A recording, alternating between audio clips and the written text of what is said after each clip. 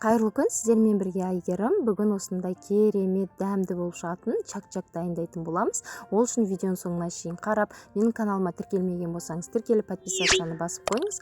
Алдағы уақытта осындай қолжетімді керемет рецепттермен сіздермен бөлісіп отырамын.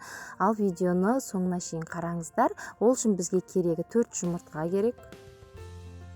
Барлығын осылай шағып бір ыдысқа саламыз, тұз қосамыз шым-шым, және жарты қасық, кішкентай қасықпен сода қосып, жұмсақ қамыр елейтін боламыз. Қараңыздар, жақсылап тұрып қамырды елеп, иін қандыруымыз керек, сол кезде керемет болып шығады. Қамырды осылай бір 5-10 минутқа қойып қоясыздар, демалдырып. Оған шейін кунжутты осындай кішкене май құйып қуырып алатын боламыз. Міндетті түрде осы рецептпен жасап көрсеңіздер, сіздердің чак-чактарыңыз ерекше болып шығатын болады. Қонақтарыңызға да, отбасыларыңызға да ұнайтынына сөзсіз. Сондықтан дәл осы рецептпен жасап көріңіз. Осылай қызартып қуырып аламыз. Оны қойып қойып, енді қамырды жаятын боламыз. Екіге бөліп аламыз.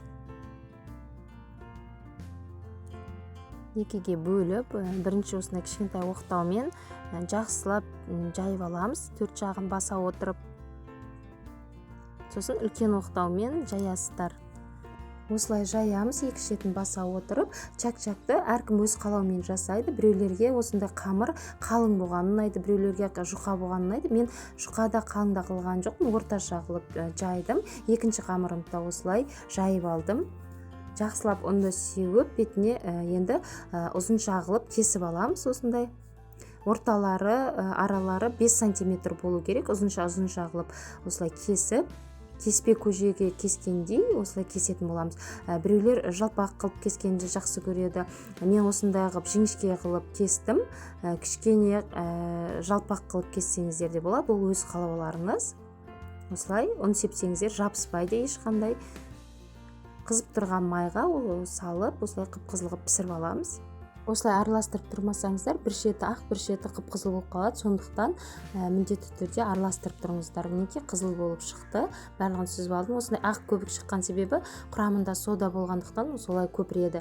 Мүйізімізді, жаңағы қуырылған кунжутымызды барлығын салып, бір ыдысқа осындай сироп дайындаймыз. Мен сиропын кеше мен форш жасағам, солардан қалған сироп. Мен осында рецебін видеоның астынан жазып кетемін. Жақсылап бүкіл жеріне тигізіп араластыратын боласыздар. Мен осындай тапан алып, астына фольга қағазын қойып, осы чак-чагымызды салдым. Астына сіздер қағаз қойсаңыздар да болады, енді өз еріктеріңіз.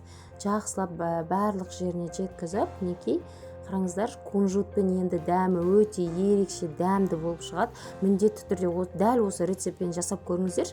Басқа чак-чак жасамайтын боласыздар. Осы чак-чакты үнемі жасайтын боласыздар.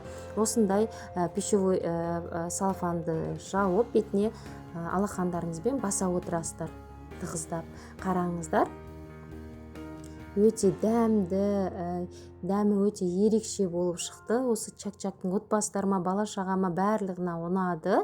Енді үнемі осы рецептпен жасап тұратын боламын. Сондықтан сіздерге де кеңес беремін. Бір жасағаннан ақ өте дәмді, сәтті шығатын рецепт. Менің каналыма тіркелмеген болсаңыздар, каналыма тіркеліп, подписацияны басып, лайк, комментарий қалдыруды ұмытпаңыздар. Алдағы уақытта сіздер үшін қолжетімді рецепттерді салып отыратын боламын. Сонымен қатар менің каналымда лайфхактар да бар. Сондықтан видеоның соңына шейін көргендеріңізге рахмет.